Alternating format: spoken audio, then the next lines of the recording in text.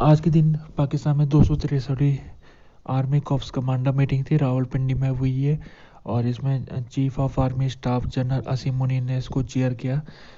तो ये कॉन्फ्रेंस होने के बाद स्टेटमेंट आया है जिसमें कहा गया है कि पिछले कुछ दिनों से जो रिपोर्ट आ रही है धांधली चुनावों के ऊपर, तो वो उसके रिपोर्ट के ऊपर कुछ पार्टीज और कुछ ऑर्गेनाइजेशन है जो हमारे को ब्लेम डाल रहे हैं हमारे ऊपर और कह रहे कि हमने इसमें इंटरफेयर किया चुनाव में।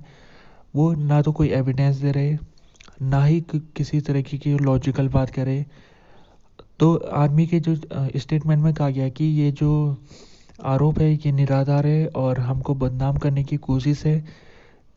साथ में आर्मी आर्मी की तरफ से ये भी कहा गया है कि जो इस समय रियल इश्यूज है उसके ऊपर बात होनी चाहिए, जो कि गुड गवर्नेंस हो गई, करप्शन हो गया, इसके ऊपर पॉलिटिकल पार्टीज़ को मुद्दा उठाना चाहिए। तो कुछ पार्टी से पिछले कुछ दिनों से जो कि आर्मी के ऊपर सवाल उठा रही है, कुछ इनडायरेक्टली उठा रही है, कुछ डायरेक्टली उठा रही है। जैसे कि जो मौलाना फजलुर रहमान की पार्टी है जमात इस्लामी फजल, उसने तो डायरेक्टली कह दिया कि इस्टेब्लिशमेंट की भूमिका इस चुनाव में थी और धांधली इस्टेब्लिशमेंट ने की।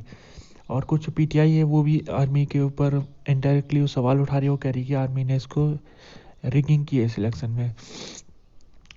तो जहाँ तक बात की जाए तो मई 9 का जो राइट है, पिछले साल मई 9 को फ़ौज के हेडक्वार्टर में आग लगा दी गई थी। उसके अलावा बड़े बड़े जो इदारे थे फ़ौज के, उसमें उनको नुकसान पहुंचाया गया था। तो उसके बारे में भी स्टेटमेंट आर्मी ने जारी किया जिसमें उसने कहा है कि जो लोग जिम्मेदार थे उनको सज़ा मिलेगी। और साथ में आर्मी ने फ़िलिस्तीन और कश्मीर को लेके भी स्टेटमेंट निकाला है। कश्मीर को लेकर जैसे आर्मी पहले भी कहते आ रही है कि वो कश्मीरी लोगों के साथ खड़ी है और फ़िलिस्तीन लोगों के साथ भी वो उसने खड़े होने का वादा किया और कहा कि जिस प्रकार से गाजा में जो कुछ हो रहा है वो एक दुर्भाग्य वाली बात है। बलूचिस्तान और खैबर पख्तूनख्वा में पिछले कुछ दिनों से जो बारिश हो रही है उसके कारण बलूचिस्तान में कई कई घर टूट चुके हैं और खैबर पख्तूनख्वा में 40 लोगों की मौत हो चुकी है।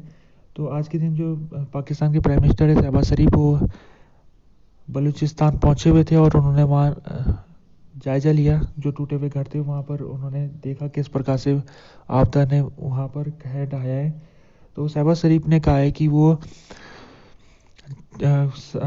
जो लोग जिन लोगों का घर टूटा है उन लोगों को वो 7 लाख रुपए देंगे कंपनसेशन के रूप में, और जिनका घर आधा टूटा है उनको 3 लाख रुपए मिलेगा। इसके अलावा जिन लोगों ने अपनी ज़िंदगी खो दी है उनके घर वालों को 20 लाख रुपए मिलेगा। शहबाज शरीफ ने मीडिया से भी बात की है। उन्होंने कहा कि मैं यहाँ दिखावा करने के लिए नहीं आ रखा हूँ, बल्कि मैं इसलिए आ रखा हूँ क्योंकि मैं चाहता हूँ कि लोगों को मैं बता सकूँ कि सरकार लोगों के लिए है, खड़ी हो रखी इस समय।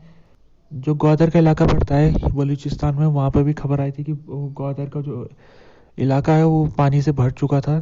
तो वहाँ पर जो मिलिट्री ऑफिसर है उन्होंने कहा कि अब ये पानी को निकाल दिया गया है इधर के इलाके से। पाकिस्तान में पिछले साल भी बहुत भयानक फ्लड आया था। सिंध के इलाके में बहुत ही ज़्यादा उसने कहर ढाया था। तो क्लाइमेट चेंज का असर पाकिस्तान में बहुत ज़्यादा देखने को मिल रहा है।